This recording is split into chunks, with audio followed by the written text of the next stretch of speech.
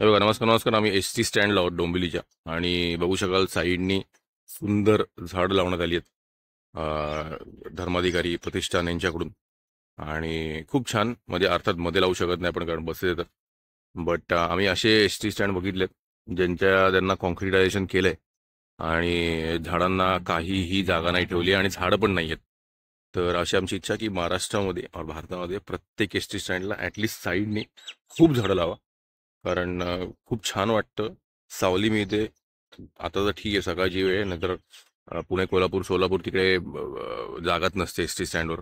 तर लोक जाऊन सावलीखाली बसू शकतील आणि अर्थात अ, त्याला जर कॉन्क्रीटनी डांबराने बांधलं नाही तर पाणी खूप मुरेल, भूजल चांगलं होईल.